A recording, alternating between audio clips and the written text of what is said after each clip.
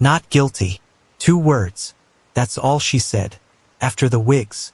After the switched license plates. After driving her daughter across 8 states. After shooting her in the head. After leaving her body to rot in the Utah desert for 2 months. Not guilty. The courtroom gasped. People cried out. Someone screamed, "Oh my God." Because the woman standing there in a blouse and makeup, looking like she was going to brunch instead of facing murder charges, had just denied everything. She shot her 9-year-old daughter in the head, dumped her body in the desert like garbage, drove home, returned the rental car, slept in her bed while her child decomposed 600 miles away. And she said not guilty. This is the story of Melodee Buzzard and the mother who murdered her. Before we continue, make sure you like, share, subscribe to Crime Case Voices, and turn on notifications so you never miss a case. It helps more people find this channel and hear these cases that need to be told. Now let's get into it. December 26, 2025, the day after Christmas. Santa Barbara County Superior Court, Department 9, Judge John McGregor presiding. The gallery was packed. Melodee's paternal family filled the benches. Grandmother Lily Deans, Uncle Marvin Meza, Aunt Elizabeth Meza, the people who had been shut out of Melodee's life for years, the people who had prayed for her safe return, the people who now knew she was never coming home. Pink bows were shared in Melodee's memory. People watched on Zoom from across the country. True crime communities who had followed this case for months. Strangers who felt connected to a little girl they had never met. Everyone wanted to see the monster. And then she walked in. Ashlee Buzzard, 40 years old, accused of murdering her 9-year-old daughter. She was not wearing a jail jumpsuit. She wore a blouse. Her hair was done. She had makeup on her face. She looked like she was attending a parent-teacher conference, not a murder arraignment. Her neighbors would later express their fury. Her not wearing the jumpsuit, the makeup, one said. And then she's just like, emotionless. Emotionless. That was the word. That was what everyone noticed. No tears. No remorse. No sign that this woman understood she had taken her own child's life. Her public defender, Adrian Galvin, stood beside her. The charges were read. First-degree murder. Special allegations of lying in wait. Special allegations of firearm discharge causing death. And then came the question everyone was waiting for. How do you plead? Not guilty. The courtroom erupted. Gasps echoed off the walls. Someone cried out, "Oh my God." A court officer called for order. Not guilty. She denied everything. The murder, the lying in wait, the firearm charges. All of it.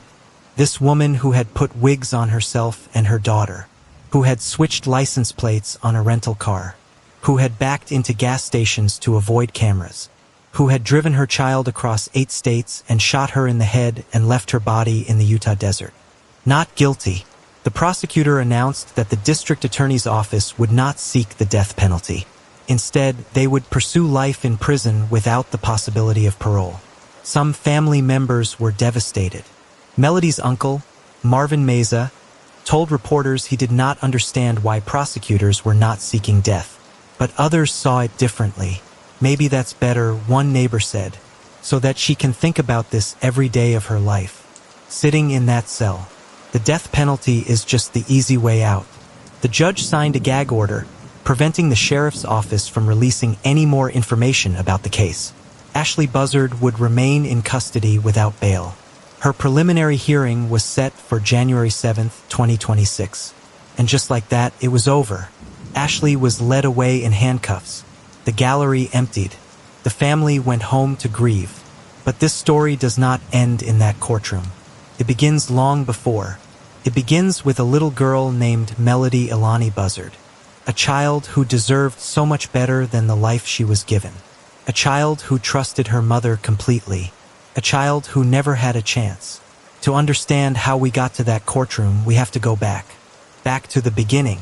Back to a house on Mars Avenue in a quiet California neighborhood where the streets have whimsical names like Stardust Road and Pluto Avenue. Back to where Melodee's story began, and where it should never have ended. She was born to a mother named Ashlee, and a father named Rolando Rubiel Meza. Her family called him Pinoy.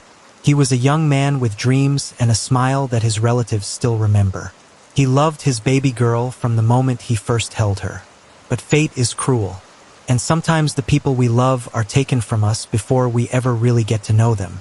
6 months after Melodee was born, her father climbed onto his motorcycle in Santa Maria, California. He never made it home. A crash on the road took his life in an instant, leaving behind a grieving family and an infant daughter who would never remember his face. Melodee was too young to understand what she had lost, too young to know that her father had existed at all. She would grow up seeing photographs of a man she could not recall, hearing stories about someone who loved her but left too soon, and she would grow up alone with her mother. Ashlee Buzzard had sole custody now. No father to share the responsibility, no partner to help raise this child. Just a woman and her baby in a small house on Mars Avenue in Vandenberg Village, a quiet community near Lompoc where the streets carried whimsical names like Stardust Road, Solar Way, and Pluto Avenue. In the beginning, the family stayed connected. Pinoy's relatives wanted to remain part of Melodee's life. His mother, Lily Deans, adored her granddaughter.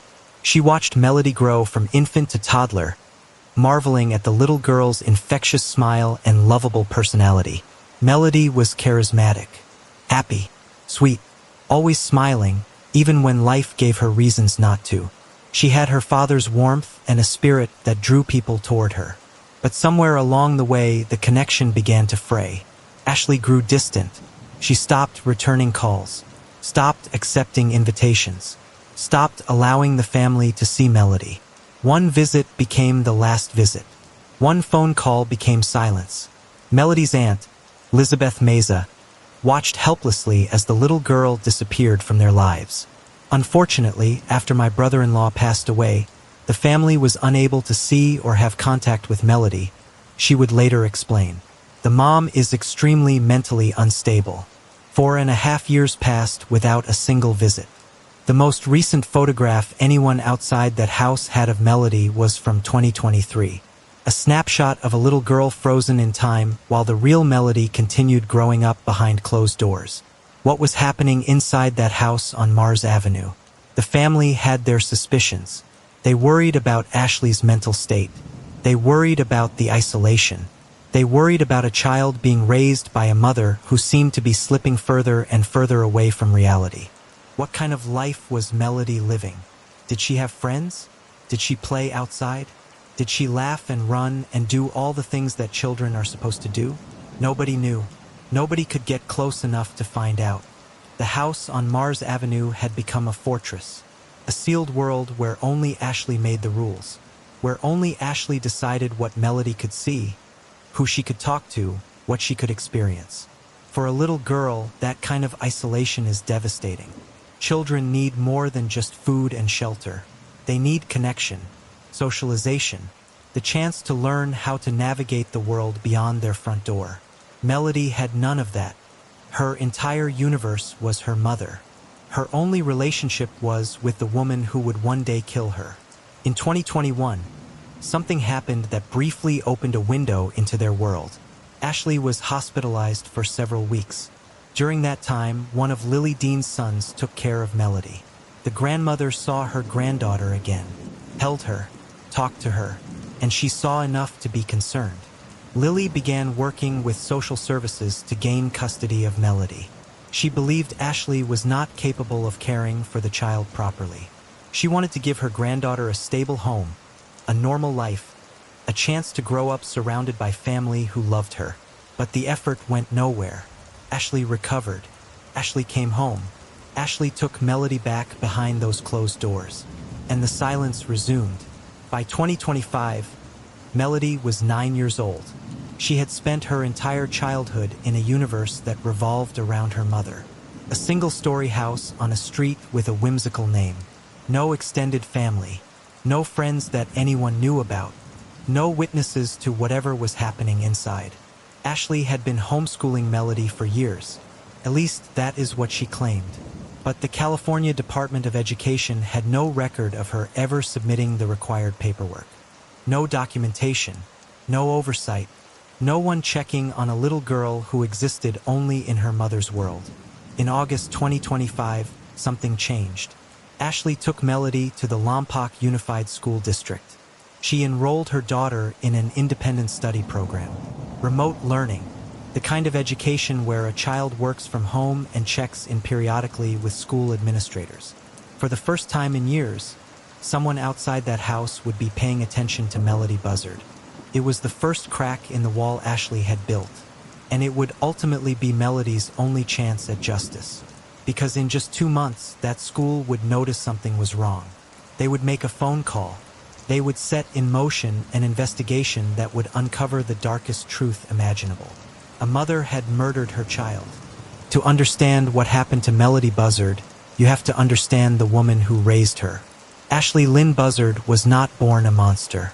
She was born a child who suffered, a child who was failed by the adults who should have protected her, a child whose trauma would echo through generations. In 1995, when Ashlee was just 9 years old, the same age Melodee would be when she died. A reporter from the Santa Maria Times wrote a story about a mother and daughter living on the streets.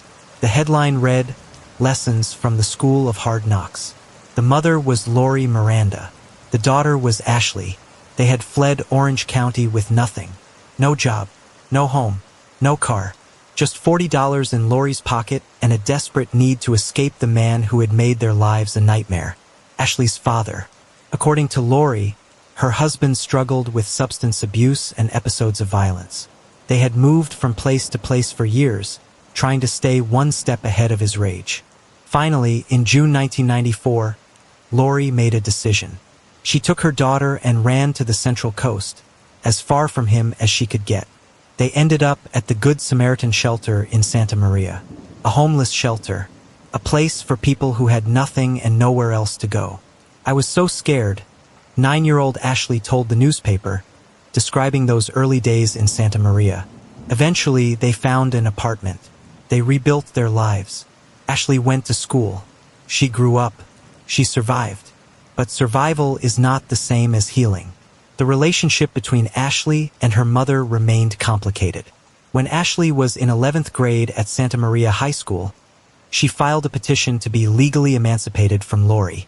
She wanted to be free, wanted to escape whatever dysfunction still plagued their relationship. The judge denied the petition. Ashlee was still living with her mother. She had not submitted adequate information about how she would support herself. The law kept her tethered to a family she was desperate to leave. Years passed. Ashlee became an adult. She met Rolando Meza. She got pregnant. She gave birth to Melodee. And then Rolando died. According to family members, that is when everything began to unravel. Ashlee suffered a drastic decline in her mental health after Melodee's father was killed. She withdrew from the world, withdrew from her own family, built walls around herself and her daughter that no one could penetrate. The grief consumed her. The loneliness devoured her. Whatever stability she had managed to build as an adult crumbled in the wake of Rolando's death. She was a single mother now, alone with an infant, no partner to lean on, no support system to catch her when she fell. And she was falling, faster and faster, deeper and deeper into a darkness that no one could reach. At some point during Melodee's infancy, authorities intervened. They discovered the family home in severe disarray. Whatever they found was bad enough that Melodee was temporarily placed in protective services. A baby taken from her mother. Eventually, Melodee was returned. The system moved on. The case closed. But the warning signs remained. Ashlee should be in a hospital receiving treatment right now. Her own mother Lori told reporters when Melodee went missing. She expressed grave concern about her daughter's mental state. Said she had not seen her granddaughter in over 2 years. Said Ashlee had severed contact with the family entirely. A woman who had once been a scared little girl fleeing an abusive father had become something else entirely. Something isolated. Something unpredictable. Something that family members feared but could not stop. And in that isolation, raising a child alone, Ashlee Buzzard made plans. Plans that no one saw coming. Plans that would end with a 9-year-old girl shot in the head and left to rot in the Utah desert. The cycle of trauma that began when Ashlee was a child had now claimed another victim. The scared little girl who once told a newspaper reporter I was so scared had become something unrecognizable, something dangerous, something capable of the ultimate betrayal. Her own daughter would pay the price. Melodee never had a chance. She was born into chaos and raised in isolation. Her father died before she could know him. Her extended family was cut off before she could form lasting bonds with them. Her entire world was her mother, and her mother was a ticking time bomb. The signs were there for anyone who looked closely. The social services intervention when Melodee was a baby. The hospitalization in 2021. The complete severance of contact with family members. The years of supposed homeschooling with no documentation or oversight. But no one was looking closely enough. No one had the authority or the access to intervene. Ashlee had built walls around herself and her daughter that even concerned relatives could not penetrate. By the time anyone realized how bad things had gotten, it was already too late. October 2025 was coming, and with it, a road trip that would end in murder. As we move on, like, share, subscribe, and hit the notification bell. October 7th, 2025. The morning started like any other in the Buzzard household. A mother and daughter getting ready to go somewhere, packing bags, checking lists, making sure they had everything they needed for the journey ahead. But this was not a normal trip. This was the beginning of the end. Ashlee Buzzard walked into a rental car agency in Lompoc, California. She was not alone. Walking beside her was 9-year-old Melodee. Surveillance cameras captured them both. Something was immediately wrong with this picture. Melodee was wearing a hooded sweatshirt pulled up over her head. Beneath the hood, her hair looked different. Darker, straighter, not the natural curly brown locks that everyone knew. She was wearing a wig. So was her mother. Ashlee had transformed herself. Different hair, different appearance. A woman who did not want to be recognized. A woman who did not want anyone to know where she was going or what she was about to do.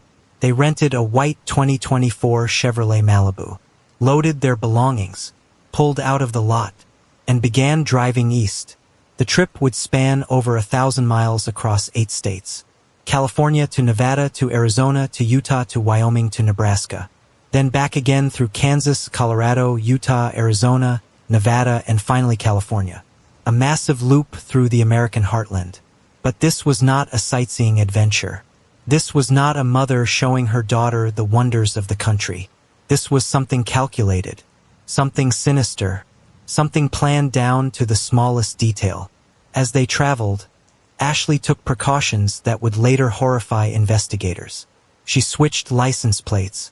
At some point during the journey, the California plates on the rental car, 9MNG 101, disappeared. In their place, New York plates, HCG 9677. Plates that did not belong to that vehicle.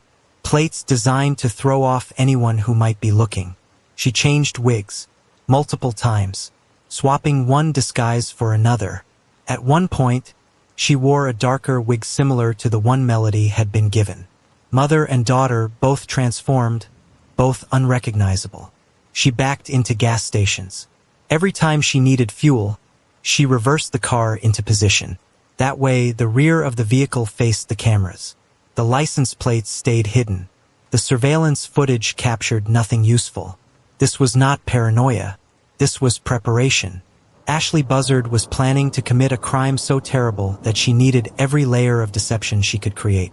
She was covering her tracks before there were any tracks to cover. They drove through the desert, through small towns and vast stretches of nothing, through landscapes where a person could disappear and never be found. What was Melodee thinking during those long hours in the car? Did she believe they were on vacation? Did she think this was an adventure?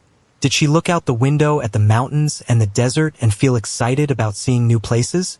Or did she sense that something was wrong? Did she notice her mother's strange behavior?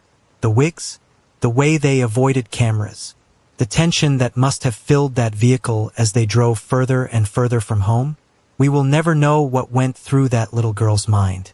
We will never know if she felt fear or confusion or betrayal in her final moments.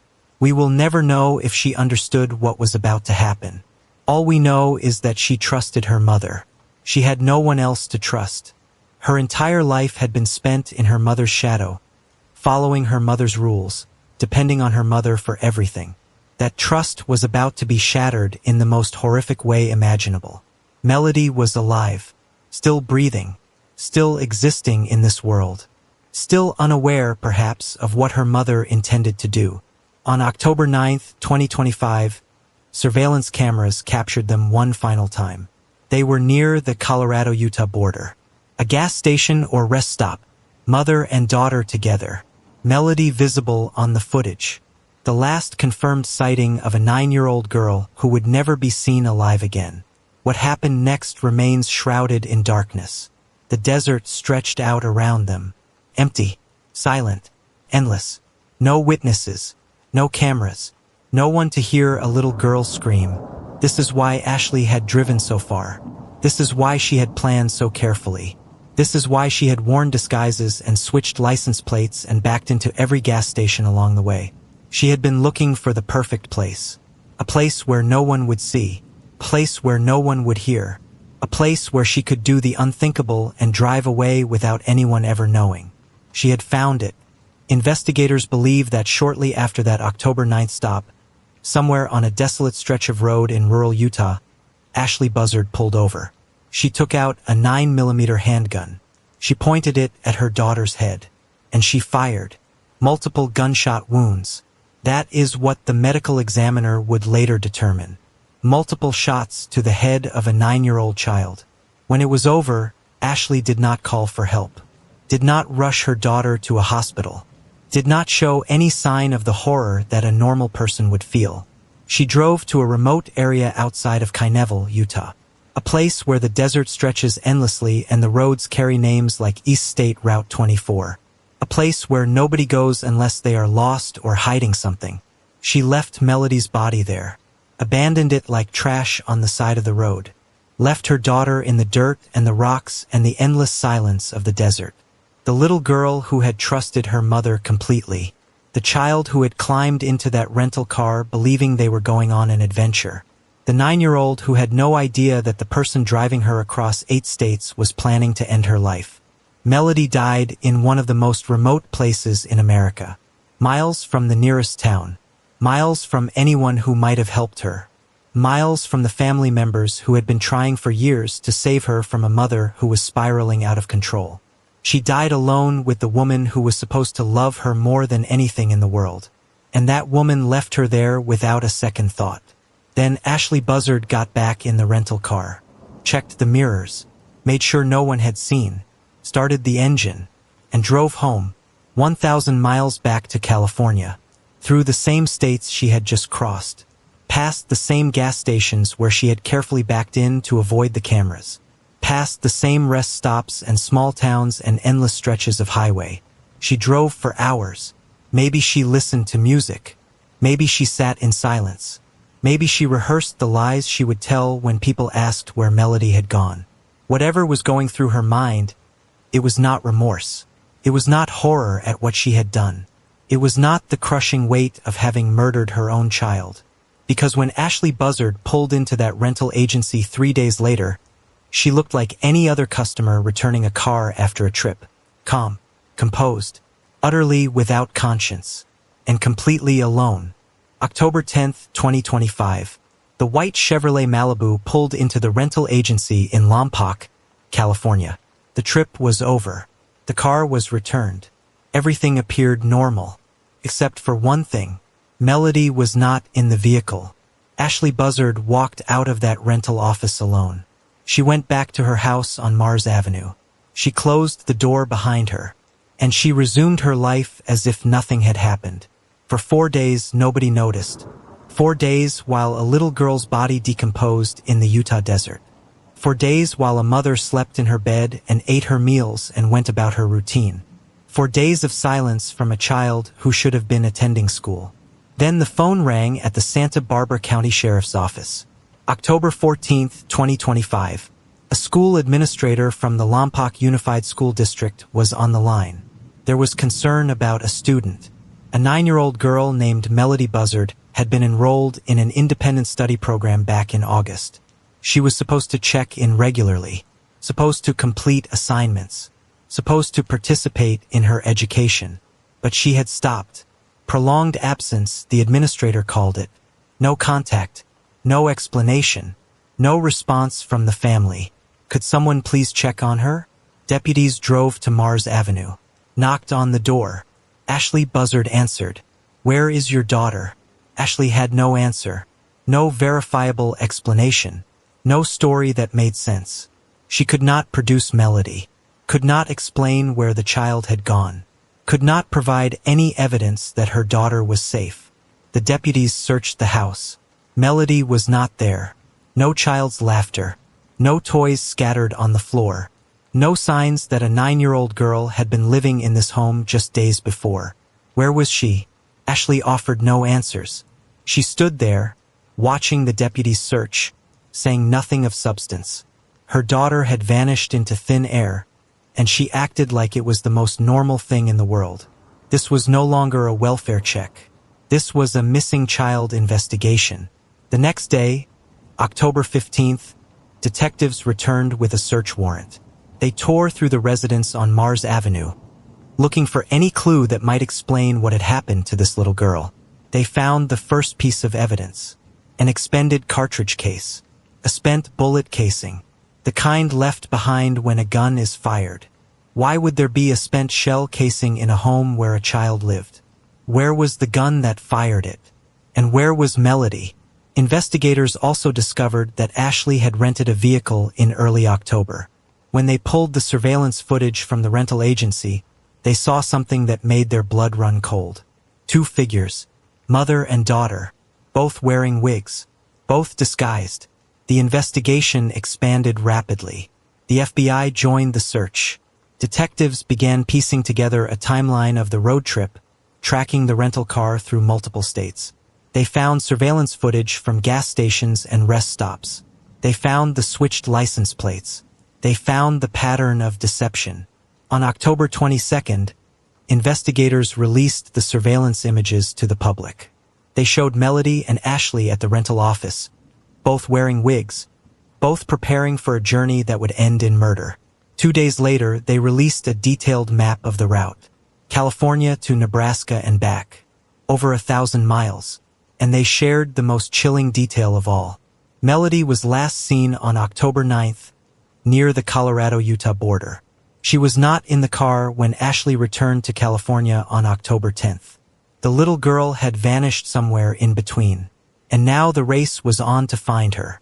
But finding Melodee would require more than just tracking the route of a rental car.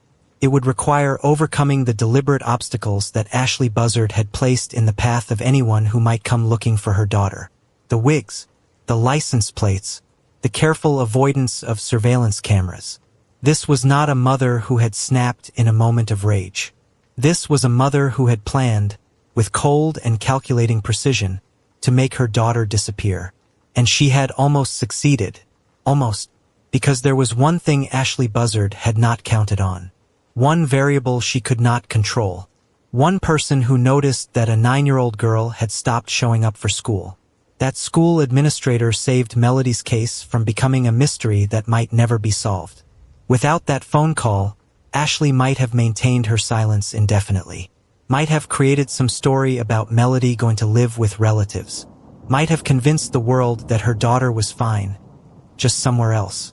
But the school noticed. The school cared. The school refused to let a child slip through the cracks.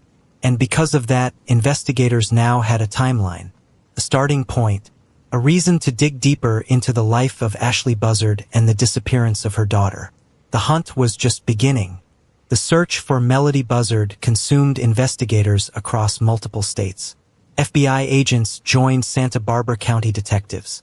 The Bureau of Alcohol, Tobacco, Firearms, and Explosives got involved. Local police departments in Utah, Colorado, Wyoming, Nebraska, and Nevada were all alerted. Search teams scoured the areas where the rental car had been spotted. The case had become a national story. Cable news networks ran segments about the missing girl with the curly hair. True crime podcasts devoted episodes to analyzing the surveillance footage. Social media exploded with theories and speculation. Everyone wanted to know, where was Melodee Buzzard? Investigators worked around the clock. They interviewed anyone who might have seen the white Malibu during that 3-day trip. They pulled surveillance footage from every gas station and convenience store along the route. They searched rest areas and campgrounds and remote stretches of highway. They were looking for a little girl, hoping against hope that she might still be alive, praying that the worst-case scenario was not true. But Ashlee Buzzard was not helping. From the moment investigators first knocked on her door, she had been uncooperative. She refused to explain where Melodee was, refused to provide any information that might help find her daughter, refused to act like a mother whose child was missing, because she knew exactly where Melodee was. She knew the child was beyond saving. She knew that every search team, every detective, every FBI agent was looking in the wrong places. She just was not going to tell them. On October 24th, Melodee's paternal relatives held a candlelight vigil. They gathered outside the house on Mars Avenue, the same house where Melodee had lived her isolated life. They lit candles. They prayed. They begged for answers. Melodee's aunt spoke to reporters. She had a sweet personality, just so charismatic and happy. This was a family that had been shut out for years. A family that had tried to maintain contact, tried to be part of Melodee's life, only to be pushed away by a mother who wanted total control. Now they stood in the darkness, holding flames for a little girl they feared was already gone. The vigil made the news. Cameras captured the flickering candles and the tearful faces of people who loved Melodee but had not been allowed to see her. Social media posts spread across the internet, sharing the story of the missing girl with the curly hair and the beautiful smile. Where is Melodee? People asked. What happened to this child? Why won't her mother say anything? The questions multiplied. The pressure intensified. True crime communities began dissecting every piece of available evidence. Amateur sleuths analyzed the surveillance footage frame by frame. Theories proliferated about what might have happened during that 3-day road trip. But only one person knew the truth, and she was not talking. 6 days later, on October 30th, detectives returned to Mars Avenue with another search warrant. This time, the FBI evidence response team came with them. They searched the house again. They searched a storage locker Ashlee had rented. They searched the rental car that had carried mother and daughter across 8 states. In the house, they found more evidence. Another cartridge case, the same caliber as the one found before. In the rental car, they found a live round of similar ammunition. The pieces were coming together. A gun had been fired in that house or carried from that house. The ammunition matched. But where was the weapon? And where was Melodee? Detectives submitted the cartridge cases to the Bureau of Alcohol, Tobacco, Firearms, and Explosives for analysis. They entered the evidence into the National Integrated Ballistic Information Network, a database that tracks firearms-related evidence across the country. If those shell casings matched anything else anywhere else, the system would find it. But Ashlee Buzzard remained silent. She was out there, somewhere in that house on Mars Avenue, watching the news coverage of her missing daughter, seeing the surveillance images of herself in a wig, knowing that investigators were getting closer, and saying nothing. What goes through the mind of a mother who has killed her child? Does she feel guilt, remorse, fear of being caught? Or has something inside her broken so completely that she feels nothing at all? We may never know what Ashlee Buzzard was thinking during those weeks, but we know what she was doing. She was waiting. And then, the next day, something unexpected happened. November 7th, 2025. Ashlee Buzzard was arrested. But not for murder. Not for anything related to Melodee's disappearance. She was charged with felony false imprisonment. The allegation stemmed from an incident that had occurred just the day before. A man claimed that Ashlee had prevented him from leaving her home against his will. That she had threatened him with a box cutter. That she had held him captive. The man's name was Tyler Brewer. He said he had gone to Ashlee's house and that something had gone terribly wrong. That she had become aggressive. That she had brandished a weapon. That he had feared for his safety. It was a strange and disturbing accusation, a glimpse into the chaos that existed inside that house on Mars Avenue, a reminder that Ashlee Buzzard was capable of things that normal people could not imagine. Here was a woman whose daughter was missing, a woman who was the subject of a massive investigation, a woman who should have been doing everything possible to appear cooperative and innocent, and instead, she was allegedly holding men captive at knife point. What was happening inside her mind? What demons were driving her behavior? How had she spiraled so far from anything resembling normal human conduct? She was booked into jail. She pleaded not guilty. Her attorney argued she was not a flight risk. But prosecutors pointed to the wigs, the license plate switch, the elaborate deception of the October road trip. This is a woman who knows how to hide, they essentially argued. This is a woman who has already proven she can disappear. The judge ordered GPS monitoring. Ashlee was released to await trial. 2 weeks later, on November 20th, the case fell apart. After a 3-hour preliminary hearing, the judge found insufficient probable cause. The evidence did not prove beyond a reasonable doubt that Ashlee had confined the man against his will. The charge was dismissed. Ashlee Buzzard walked free, but investigators were watching. They maintained around-the-clock surveillance of the mother. Every move she made, every place she went, every person she contacted, they were waiting for a break. And 600 miles away, in the Utah desert, a little girl's body lay waiting to be found. As we continue, like, share, subscribe, and turn on notification. December 6, 2025. 2 months had passed since Melodee Buzzard was last seen alive. 2 months of searching. 2 months of dead ends. 2 months of a mother's silence and a family's agony. And then, in the most unlikely way possible, the truth finally emerged. The sun was setting over the red rock landscapes of Wayne County, Utah. This is a remote part of the state. Vast stretches of desert and sandstone. Winding roads that carry few travelers. The kind of place where you can drive for hours without seeing another soul. Kyneville is not really a town.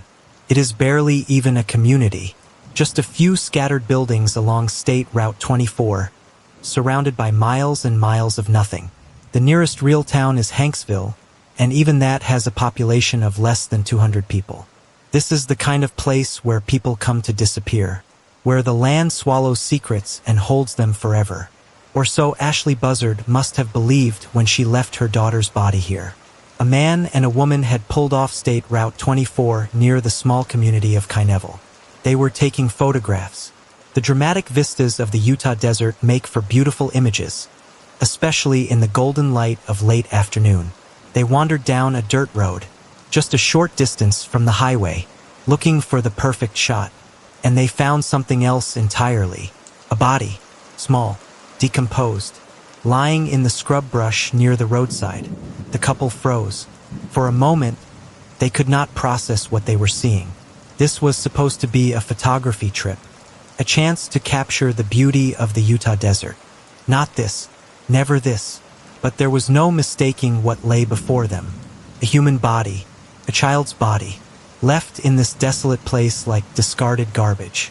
The couple called 911, their voices shaking. Their vacation turned into a nightmare. Their lives forever changed by what they had stumbled upon in this remote corner of America. Wayne County Sheriff's deputies responded immediately. This was unusual for them. Wayne County is one of the least populated areas in Utah. Serious crimes are rare. Murders are almost unheard of. But this was a murder.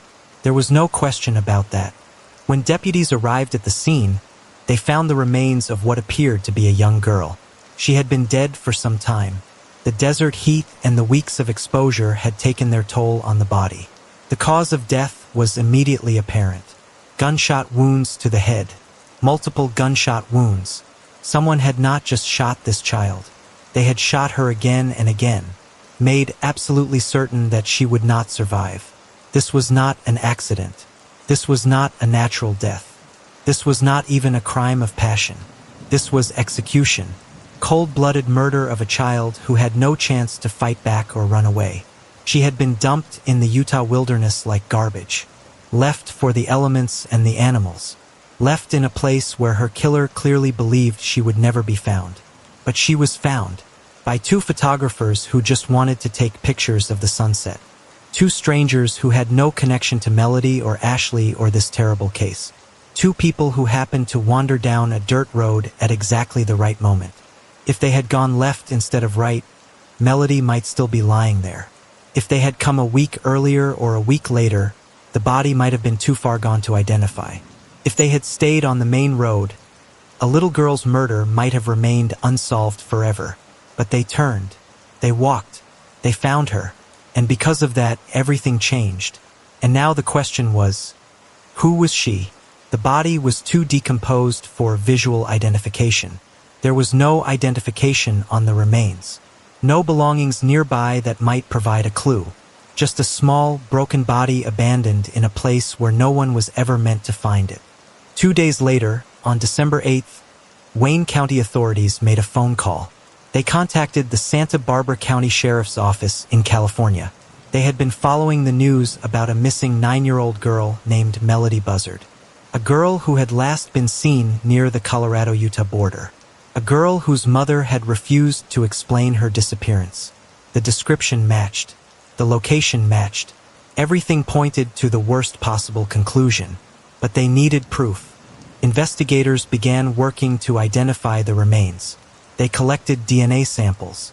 They examined the evidence found at the scene. They photographed the area where the body had been discovered. And they found cartridge cases.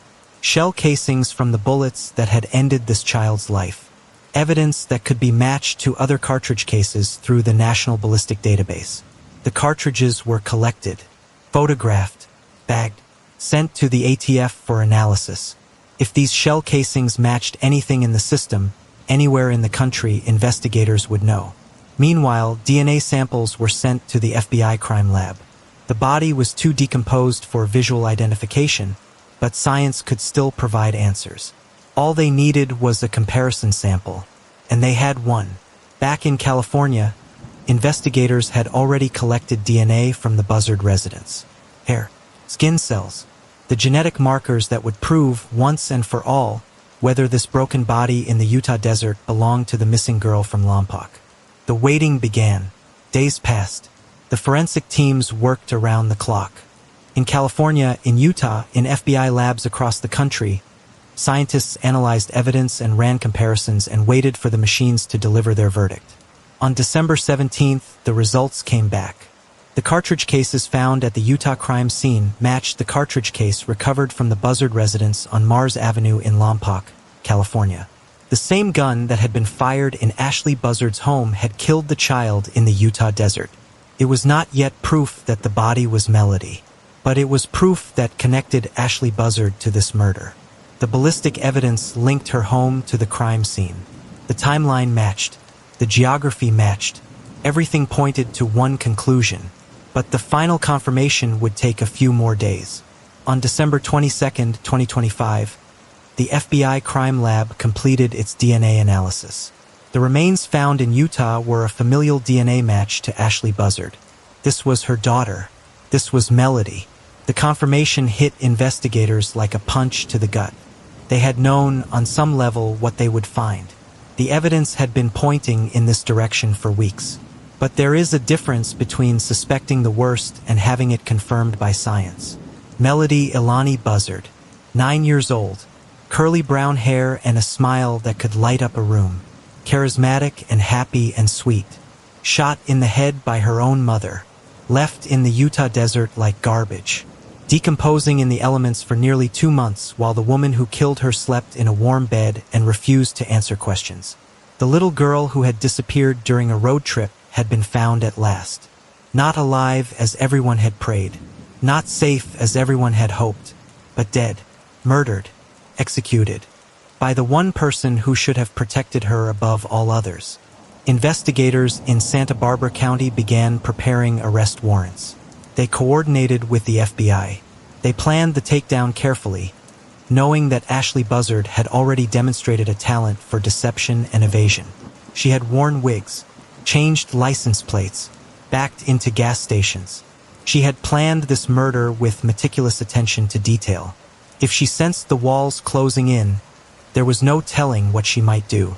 They would move fast, they would move early, and they would move on a morning when no one would expect them. The day before Christmas Eve. The search was over. Now it was time for justice. December 23, 2025. The sun had not yet risen over Lompoc, California. It was early morning. Still dark, still quiet, the kind of peaceful moment that precedes the chaos of a holiday. Tomorrow would be Christmas Eve. Families across America were preparing to celebrate, wrapping presents, cooking meals, gathering with loved ones. Children were counting down the hours until Santa Claus arrived. But in the offices of the Santa Barbara County Sheriff's Department, there was no holiday cheer.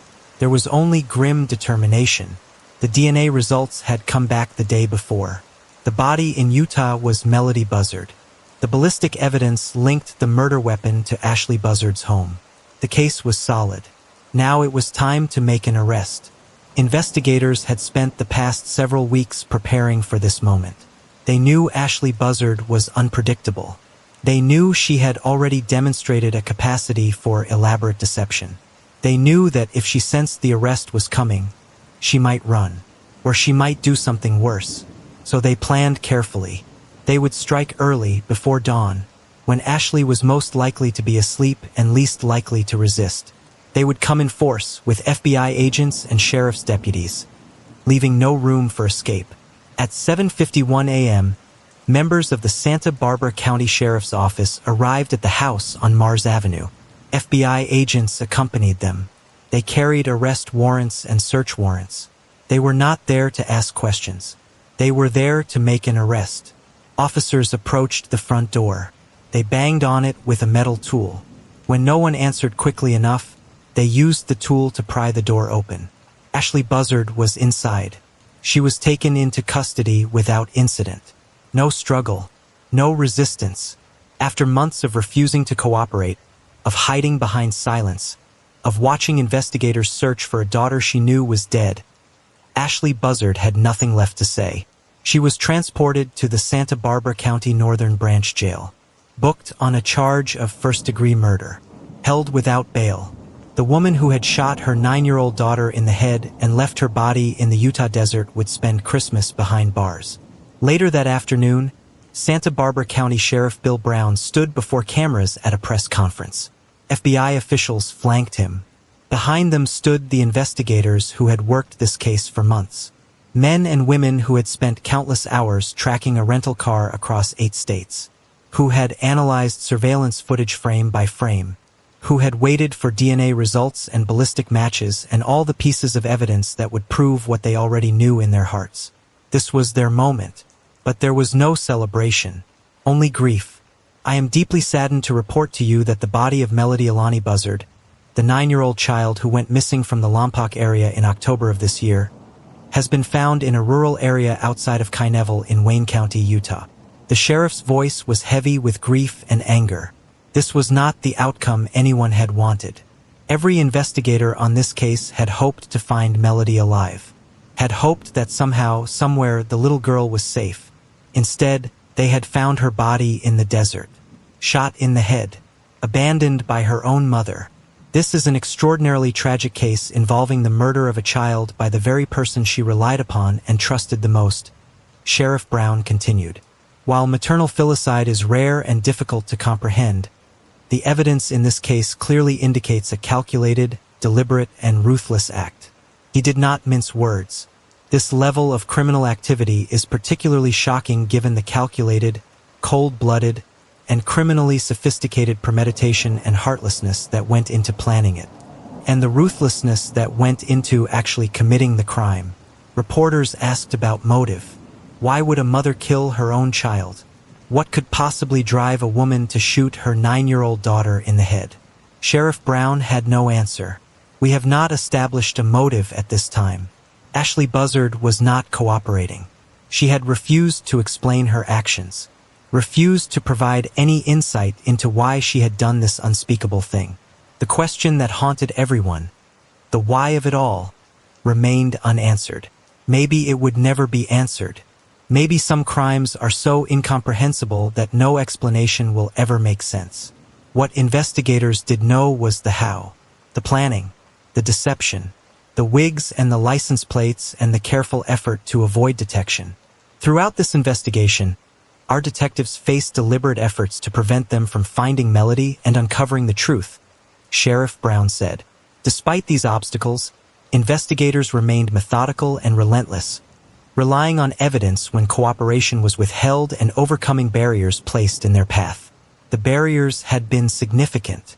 Ashlee had tried to hide everything, had tried to make her daughter disappear without a trace, had believed that she could kill a child and get away with it. She was wrong. The school that reported Melodee missing, the surveillance cameras that captured the wigs, the shell casing in the house, the ballistic match to the Utah crime scene, the DNA confirmation. Piece by piece, the evidence had built an unbreakable case. At the end of the press conference, Sheriff Brown addressed the community one final time.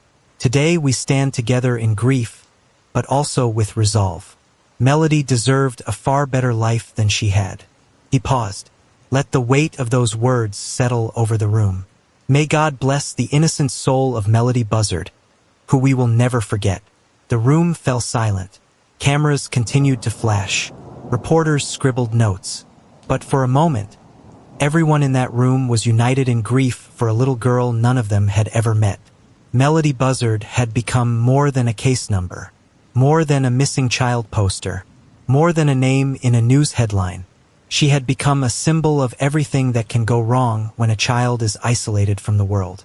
When warning signs are ignored, when a mother's mental illness goes untreated until it erupts in violence. And she had become a reminder of why people like that school administrator matter. Why paying attention to the children in our communities can mean the difference between life and death. Melodee could not be saved, but perhaps her story would save someone else. Perhaps another teacher would notice when a student stopped showing up. Perhaps another social worker would push harder when a family situation seemed off. Perhaps another grandparent would fight a little longer for custody when they sensed something was wrong. Perhaps Melodee's death would mean something beyond the tragedy of a life cut short. That was the hope, anyway. That was what everyone in that room wanted to believe. But for now, there was only grief, and anger, and the cold satisfaction of knowing that Ashlee Buzzard was finally behind bars, facing the consequences of what she had done. Christmas was coming, but there would be no celebration for the Meza family. Only mourning for a little girl who should have been opening presents with her cousins, instead of lying in a morgue in Utah, waiting to be brought home. As we continue, like, share, subscribe, and turn on notification. The phone rang at Lily Dean's home on the morning of December 23rd.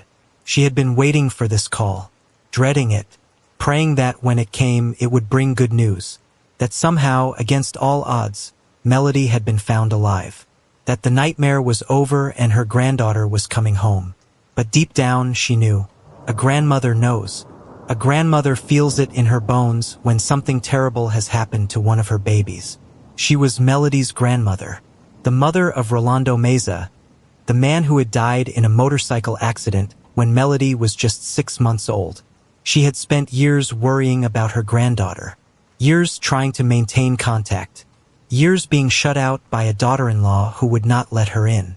She had watched helplessly as Melodee disappeared behind closed doors, had made phone calls that went unanswered, had sent messages that were never returned, had done everything she could to stay connected to a little girl who was being erased from her life.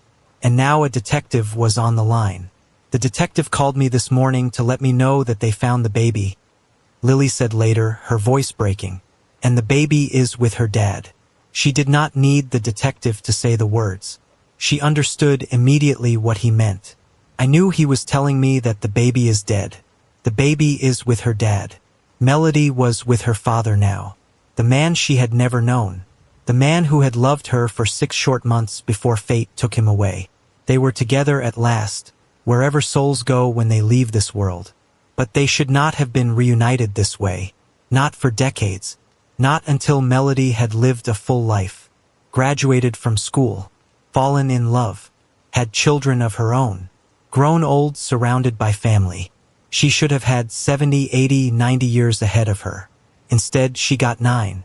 9 years. Most of them spent in isolation with a mother who was spiraling into darkness. It's really sad for us, Lily told reporters, especially that tomorrow is Christmas Eve and, I have the rest of the grandkids coming home. Christmas would never be the same for this family. Every holiday, every celebration, every moment of joy would now be shadowed by the memory of a little girl who was stolen from them. First by isolation, then by murder. The Meza family had been robbed twice. Once when Ashlee cut them off from Melodee's life. Again when Ashlee took that life forever. 4.5 years of not seeing their niece, their granddaughter, their cousin. 4.5 years of wondering if she was okay. 4.5 years of hoping that somehow, someday, they would be reunited. And now this. Now a phone call telling them that the baby was dead. The baby was with her dad. The baby would never come home for Christmas or any other holiday. How do you process something like that? How do you grieve for a child you loved but were not allowed to know? How do you mourn the loss of someone who was taken from you long before she was taken from this world? The family had no answers. Only tears. Only rage. Only the hollow ache of a loss that would never fully heal. On December 27, 2025, the Santa Barbara County District Attorney's Office filed formal charges against Ashlee Lynn Buzzard. 1 count of first-degree murder, with special allegations. The prosecutors were not just charging Ashlee with killing her daughter. They were charging her with killing her daughter in the most brutal and calculated way possible. Special allegation 1, use of a firearm.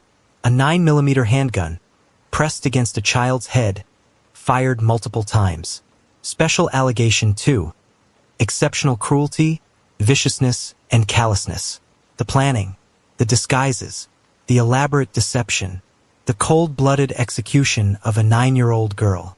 Special allegation 3, lying in wait. The road trip that was really a murder plot. The careful selection of a remote location where no one would hear. Special allegation 4, taking advantage of a position of trust. A mother, the one person a child is supposed to be able to trust above all others. Special allegation 5, the victim was particularly vulnerable. A 9-year-old girl, isolated from the world, completely dependent on her killer. These special allegations could result in enhanced sentencing if Ashlee is convicted. California law allows for harsher punishment when crimes are committed with particular savagery or against particularly helpless victims. A 9-year-old girl trapped in a car with her mother, shot in the head, left in the desert. If that does not qualify as savage and helpless, nothing does. Ashlee Buzzard appeared in court on December 27th. She was held without bail. The prosecution argued she was a flight risk, pointing to the elaborate deception of the October road trip. The wigs, the license plates, the backing into gas stations. This is a woman who knows how to disappear. She would not be disappearing again. The murder weapon has never been recovered. Investigators do not know where Ashlee obtained the 9mm handgun used to kill her daughter. They do not know what she did with it after the murder. It is out there somewhere, hidden or destroyed or lost in the vastness of the American desert. The motive remains unknown. Ashlee has not explained why she did this, has not offered any reason for taking the life of her own child. Mental illness? Financial pressure? Resentment? Rage? Nobody knows. Perhaps nobody will ever know. What we do know is that Melodee Buzzard was a real little girl with a real life ahead of her. She was charismatic and happy and full of light. She loved to smile. She had family members who wanted to be part of her world but were kept away. She deserved better than what she got. She deserved a mother who protected her instead of one who killed her. She deserved to grow up. She deserved to go to school with other children, to make friends, to have sleepovers and birthday parties and all the ordinary experiences that make childhood magical. She deserved to become a teenager, to roll her eyes at her parents, to discover music and fashion and the confusing world of growing up. She deserved to graduate from high school, to walk across a stage in a cap and gown while family members cheered and took photographs. She deserved to fall in love. to have her heart broken and mended, to find someone who would cherish her the way she deserved to be cherished. She deserved to become a mother herself someday, to hold her own child in her arms and know the fierce, protective love that every parent should feel. She deserved to grow old, to have grandchildren, to look back on a life well lived and know that she had mattered. But Melodee Buzzard got none of that. She got 9 years of isolation with a mother who was slowly losing her grip on reality. 9 years of being hidden from the family members who loved her. 9 years of living in a small universe on Mars Avenue where no one could see what was happening behind closed doors. And then she got a road trip with wigs and switched license plates and a desolate stretch of Utah desert. And then she got a bullet in her head. 9 years old. Forever 9 years old. The little girl on Mars Avenue who will never come home. Melodee Ashlee Buzzard was 9 years old. The same age her mother was when she fled an abusive father and ended up homeless on the streets of Santa Maria. The same age when everything fell apart for Ashlee Buzzard. There is something haunting about that parallel. Something that suggests cycles of trauma that repeat across generations. Something that whispers of broken people creating more broken people until someone breaks completely. But understanding is not the same as excusing. And nothing, absolutely nothing, can excuse what Ashlee Buzzard did to her daughter. She planned it. The wigs, the rental car, the switched license plates, the route through 8 states that ended in a desolate stretch of Utah desert. This was not a moment of madness. This was premeditation. This was a mother spending days, maybe weeks, figuring out how to murder her child and get away with it. Every detail was calculated. Every step was deliberate. She researched the route. She obtained the wigs. She found New York license plates somewhere. She practiced backing into parking spaces so cameras could not capture her plates. This was not mental illness causing a sudden break from reality. This was planning. Methodical, careful, cold-blooded planning. She executed it. Multiple gunshot wounds to the head of a 9-year-old girl. Her own daughter. The child she had carried in her womb and held in her arms and raised for 9 years. She pointed a gun at that child's face and pulled the trigger. Not once. Multiple times. She kept shooting until she was sure Melodee was dead. Then she looked at her daughter's body and felt. What? Relief? Satisfaction? Nothing at all? She covered it up. Drove home as if nothing had happened. Returned the rental car. Went back to her house on Mars Avenue. Acted normal. Refused to answer questions. Maintained her silence while investigators searched and a grandmother prayed and a little girl's body rotted in the desert. For 2 months she thought she had gotten away with it. She was wrong. A school administrator noticed that Melodee had stopped attending her remote study program. Made a phone call. Reported a concern. That phone call saved Melodee's story. Not her life. Her life was already lost. But her story. Her memory. The truth of what happened to her. If not for that school administrator, Ashlee Buzzard might have maintained her silence forever. Might have explained away her daughter's absence with lies and misdirection. Might have lived the rest of her life with no one ever knowing what she had done. But someone noticed. Someone cared. Someone refused to let a little girl disappear without questions being asked. And now Ashlee Buzzard sits in a jail cell, facing first-degree murder charges with special allegations. Facing the possibility of spending the rest of her life in prison for killing the child who trusted her most. She will have decades to think about what she did. Decades to sit in a cell and remember the daughter she murdered. Decades to live with the knowledge that she took an innocent life. Will she feel remorse? Will she ever understand the magnitude of her crime? Will she ever explain why she did it? Probably not. Some people are beyond understanding. Some crimes are beyond explanation. Some hearts are so broken that they break everything around them. Ashlee Buzzard is one of those people. And Melodee paid the price. Justice will not bring Melodee back. Nothing will bring her back. She is gone. 9 years old. Shot in the head. Left in the desert. But justice can ensure that her killer pays for what she did. Can ensure that Melodee's story is told. Can ensure that this little girl with the curly brown hair and the charismatic smile is never forgotten. The baby is with her dad now. That is what the detective told Lily Deans. That is the only comfort anyone can find in this nightmare. Melodee is with her father, the man who loved her for 6 months before he died. The man she never got to know. They are together now, somewhere beyond this world of pain and violence and broken mothers who do unspeakable things.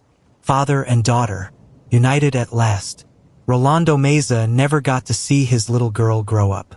Never got to walk her to school or teach her to ride a bike or watch her blow out birthday candles.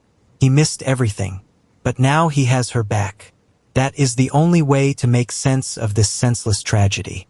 The only comfort in a nightmare that has no happy ending. Melodee Ashlee Buzzard. Born February 10, 2016. Died October 9, 2025. 9 years, 7 months, and 29 days. That was all the time she got. That was her entire existence on this planet. A blink of an eye in the grand scheme of things. A life barely begun before it was violently ended. She was charismatic and happy and sweet. She had a smile that could light up any room. She had curly brown hair that bounced when she walked and eyes that sparkled with the joy of being alive. She deserved a life full of love and possibility and joy. Instead, she got 9 years of isolation followed by a bullet from her mother's gun. She deserved so much more. She will never be forgotten. Rest in peace, Melodee. You are with your daddy now, and he will keep you safe forever. If there are any updates in this case, I will keep you all informed. Thank you for watching. Subscribe to Crime Case Voices for more true crime content. Stay safe. Stay aware. I will see you in the next case.